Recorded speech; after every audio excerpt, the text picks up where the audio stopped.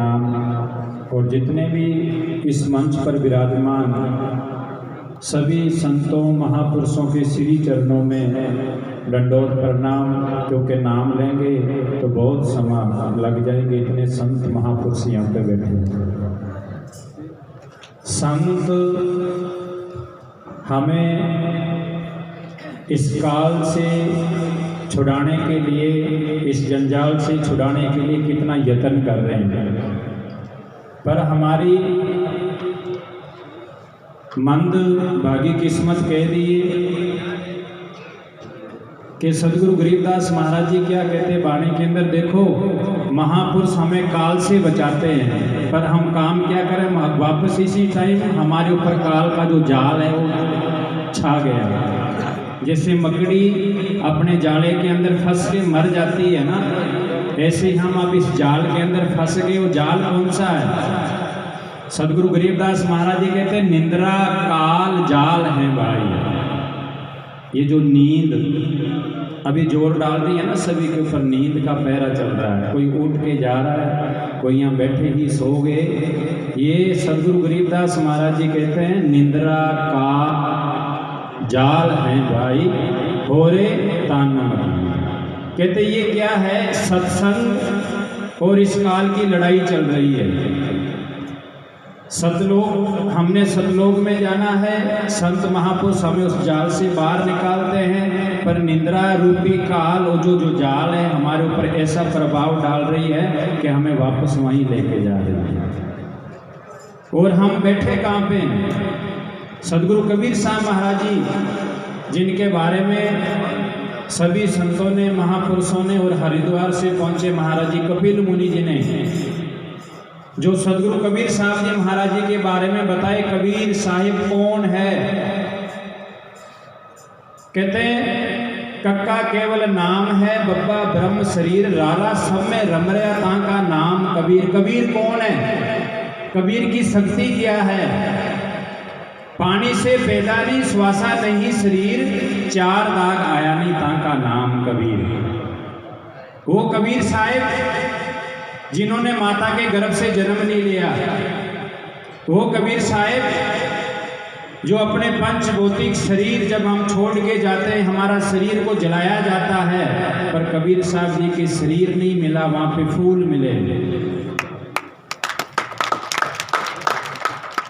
और उस परंपरा के अंतर्गत दाता भोलाराम जी महाराज जी, जिन्होंने इस पहाड़ के अंदर भजन किया, तप किया, उसकी बदौलत आज हम सभी इस सतलोक के अंदर बैठे हैं। सतलोक है ये,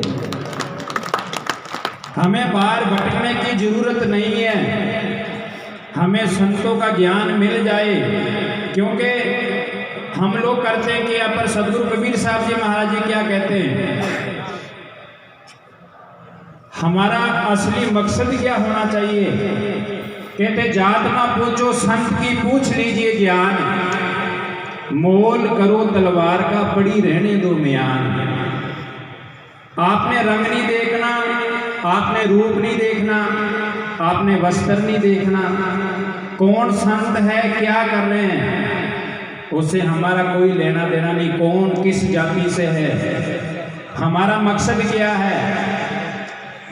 जात ना पूछो संत की पूछ लीजिए ज्ञान, मोल करो तलवार का। असली क्या करना है? तलवार की चमक देखनी है, ना कि म्यान को बाहर से देखना, जैसे म्यान से तलवार को बाहर निकालते हैं। म्यान मतलब ये शरीर, ये रंग रूप, ये कपड़े, इनको नहीं देखना, इनके अंदर ज्ञान क्या है, इनके वचनों के अंदर शक्ति कितनी है, हमने तो उसको पकड़ना है। और जब उस चीज को पकड़ करेंगे तब हम क्या कह सकते हैं। और संतों के दरबार पे आते हैं ना, कई बार संत महापुरुष कह देते हैं आपने ये काम नहीं करना, तो कहते जी ठीक है नहीं करेंगे, यहाँ से अभी से छोड़ा। भी नशे के बारे में कितना कुछ सुन रहे, कईयों को बोलते जी बस छोड़ देंगे, पर सदगुरु कबीर साहब महाराज जी पता क्या कहते हैं? कहते हैं करते नहीं। ये बात जरूर ध्यान से सुनना। कहते हैं करते नहीं, इसके अंदर हम भी आते हैं, संत लोग भी आते हैं और आप लोग भी आते हो। कहते हैं करते नहीं, मुंह के बड़े लवार, काला मुंडा होएगा साईं के दरबार। जो कहते हैं, जो बोलते हैं, उसके ऊपर पैरा नहीं देते हैं। कह दिया और भूल गए और छोड़ दिया। संतों ने बोला, सुन लिया, संत बोल के चले गए, संत भी भूल गए, आप भी भूल गए। पर सदगुरु कबीर साहब महाराज जी कहते हैं, जब तुम इस शरीर को छोड़ के जाओगे ना, तो धर्मराज तुम्हारा काला मुंडा करेगा, तुम्हारे मुंह के ऊपर कालक होती जाएगी। कहते हैं करते नहीं, मुंह के बड़े लबाब, काला मुंडा होएगा साईं के दरबार। फिर वहां पे उस दरबार के अंदर हमारे को काला मुंह लेके जाना पड़ेगा, तो क्या करेंगे? अभी जब संत महापुरुष कह रहे काम क्रोध लोभ मोह अहंकार इसको छोड़ो, तो एक ने बोला था, कहते इनको हम छोड़ नहीं सकते। पर ये सारी चीजें देखो, आज ही इस बात पे हमारे हीरा साहिब जी के साथ हमारा इस बात को लेके चर्चा हो रही थी। सारे ग्रंथों का लेख है, सारे संतों का लेख है, सारे भजनों के अंदर हम सब सुनते हैं, काम क्रोध लोभ मोह अहंकार, ये 5 हमारे क्या है? शत्रु। और ये 5 गुण, ये अवगुण नहीं है, मैं कहता हूं ये बहुत बड़े गुण है। ये हर एक के अंदर होते हैं, चाहे संत हो, चाहे परमात्मा का रूप धारण करके जो आए हो, चाहे आप लोग सामने बैठे हो, ये सब के अंदर 5 अवगुण हम कहते हैं। पर संत महापुरुष इसको अवगुण नहीं कहते, इसको गुण भी कहते हैं। वो कैसे? काम क्रोध लोभ मोह अहंकार। काम का अर्थ होता शक्ति, जिस शक्ति से इस सारी दुनिया की उत्पत्ति हुई है। और ये शक्ति जी हमारे अंदर ना होती तो संत भजन नहीं कर सकते, संतों का 10वां द्वार नहीं खुल सकता। और ये शक्ति ना होती तो दुनिया की विस्तार नहीं होता। अब ये हमने देखना है, जैसे किसी के साथ लड़ाई चलती है, हमारी दुश्मनी होती तो हमें ध्यान रखना पड़ता है। पर जे कोई अच्छे संत महापुरुष मिल जाए, 2 दुश्मनों को एक साथ कर दे, तो हमारा सारा डर भय खत्म हो जाता। क्योंकि हमने जो हमारे दुश्मन थे उनको हमने मित्र बना लिया। ये काम क्रोध लोभ मोह अहंकार, जो ये 5 हमारे दुश्मन है, इनको मित्र बनाओ। मित्र कैसे बनेंगे? जो ये शक्ति है, इस शक्ति को बर्बाद मत करो और भजन करो, नाम जपो। क्रोध आता है, क्रोध हमारे मन के ऊपर करो। संत अपने आप के अंदर उस मन के ऊपर क्रोध करके उस मन को अपने काबू में करते हैं, कंट्रोल में करते हैं। और हम क्या करते हैं? क्रोध आता तो किसी को मारते हैं, किसी को गाली देते हैं, किसी के पीछे भागते हैं। पर ये संत नहीं करते। ये गुण संत के अंदर भी है ना, क्रोध संत के अंदर भी है। पर संत उसको अपने तरीके से अपने अंदर समा जाते हैं। जैसे आपने सुना होगा घी और सेब। सेब ये दोनों जो मखियाल जिसको बोलते हैं, कितने दोनों गुणकारी है ना। घी खाएंगे तो शक्ति आएगी, सेज खाएंगे कहते बहुत अच्छा होता है। पर दोनों को समभाग एक चम्मच घी 1 चम्मच सेज डाल के मिक्स करके खा लो, 5 मिनट में आपकी मौत हो जाएगी। 5 मिनट के अंदर मौत हो जाएगी, क्योंकि ये जहर बनता है। जब घी और सेज बिल्कुल समभाग में साथ में करके खाएंगे, उसी टाइम मौत हो जाएगी। और माखी को घी के अंदर डाल दो, तुरंत मर जाएगी। और जो गधे होते हैं, गधे को मिश्री पिला दो, तुरंत मर जाएगा। ये शास्त्रों का लेख है। गधा मिश्री खा के मर जाता है, माखी को घी के अंदर डालो मर जाएगा। सेद और घी साथ में मिक्स करके खा लो, मर जाएंगे। पर ये देखो, ये गुण भी और अवगुण भी है। काम के अंदर अवगुण बहुत बड़ा तो गुण भी बहुत बड़ा है। क्रोध के अंदर अवगुण भी और गुण भी है। और लोभ, हम पैसा माया जमीन घर बार ये बन गए। रिश्वत लेते हम नहीं डरते, रिश्वत देते हम नहीं डरते। और लोभ करना है ना, तो परमात्मा के नाम का संतों के अंदर जब लोभ आता है तो संत क्या करते हैं? संत भजन करते हैं, संत नाम जपते हैं। जैसे भोलाराम जी महाराज जी ने नाम जपा, लोभ भोलाराम जी महाराज जी के अंदर भी था, पर उन्होंने उस लोभ को भजन के अंदर लगा दिया। मैंने लोभ करना है, मैंने भजन करना है, माला फेरनी है, सिमरन करना है। और जब मोह जागृत होता है, हम बच्चों का मोह करते हैं। संत क्या करते हैं? जब आते हैं तुम लोगों को कितना प्यार देते हैं, तुम्हें अपने पास बिठाते हैं। ये संत हम सभी से मोह करते हैं और वो अपने गुरु के चरणों के प्रति अपने गुरु का मोह करते हैं। गुरबाणी को मोह के रूप में देखते, नितनेम को मोह के रूप में देखते हैं। वो मोह जरूर करते हैं पर वाणी के साथ करते हैं। और लास्ट में क्या? अहंकार। हम अहंकार करते हैं, हमारा घर बड़ा है, हमारी नौकरी बहुत बड़ी है, मैं बहुत अच्छे पोस्ट पे बैठा हूँ, जमीन बहुत है। ये अहंकार हमारे लिए हानिकारक है। और जिस दिन हम ये अहंकार कर लेंगे, दाता भोलाराम जी महाराज जी का हमारे सिर के ऊपर पंजा है, वो हमें कभी 84 में जाने नहीं देंगे।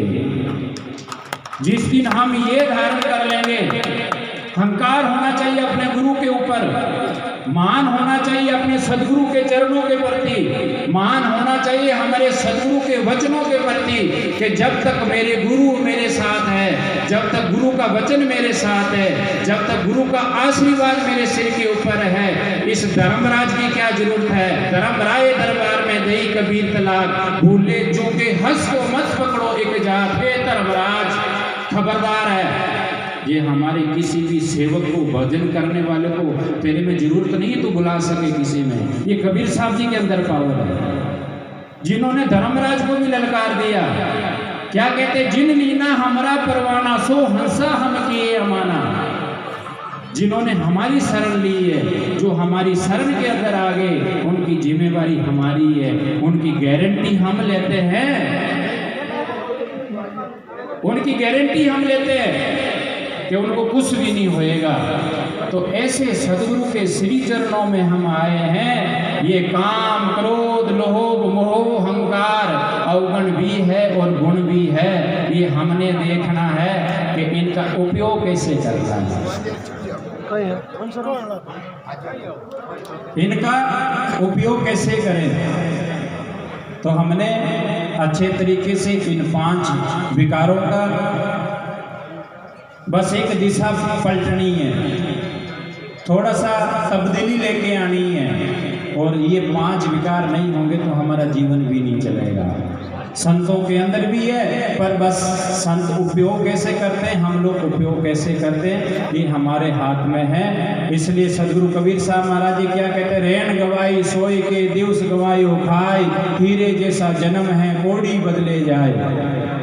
ऐसा अनमोल जन्म मिला है, दिन में खा पी के निंदिया चुगली करके व्यतीत कर देते हैं, रात को सो के इस जन्म को बर्बाद कर देते हैं। ये हीरा जैसा जन्म मिला है, ऐसे बेकार जा रहा है, इसका कोई फायदा नहीं हो रहा है। इस हीरे को, अनमोल वस्तु जो श्वास ले रहे हैं, इस श्वास को उपयोग में लो, इस श्वास से भजन करो।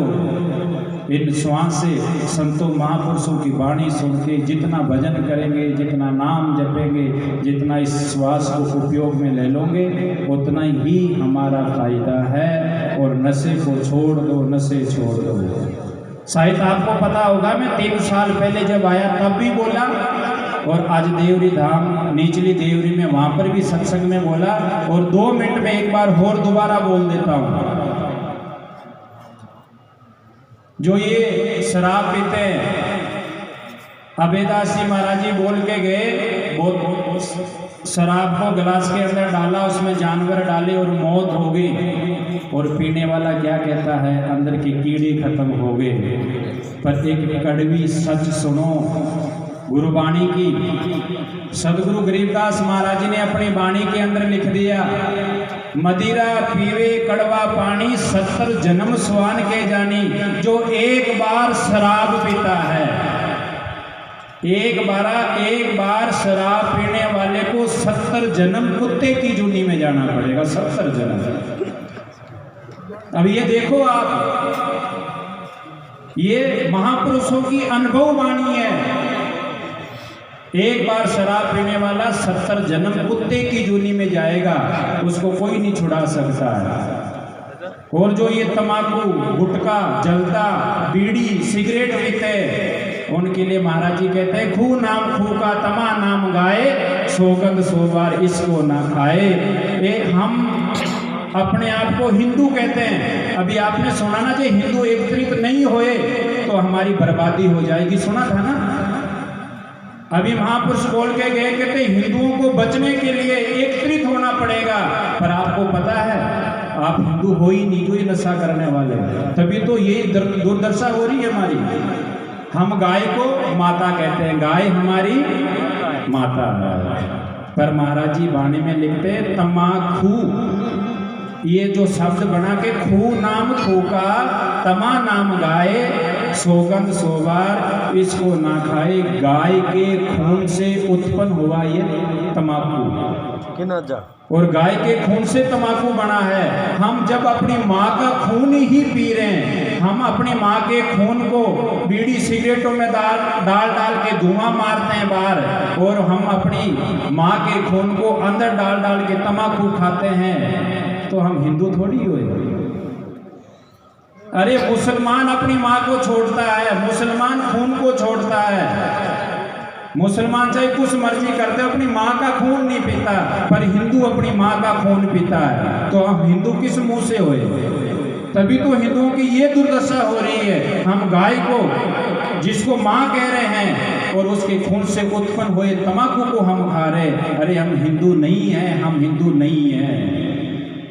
हिंदू बनना है तो ये नशे को छोड़ना पड़ेगा, तंबाकू को छोड़ना पड़ेगा, बीड़ी छोड़नी पड़ेगी, सिगरेट छोड़नी पड़ेगी। और हम माँ के खून को जेब में लेके घूमते हैं। जब मन किया जेब से निकाला और मुंह में डाल लिया, जब मन किया जेब से निकाला और मुंह में डाल के धुआं बाहर फेंक दिया। ये हमारी, ये हिंदू सनातन धर्म के अंदर ये कहाँ से आ गया? संत महापुरुष हमें चेताते हैं, तो चेतो, इन 5 विकारों को अच्छी तरीके में लाओ और दूसरा तरीके से खत्म करो, तभी हमारा जीवन सफल होगा।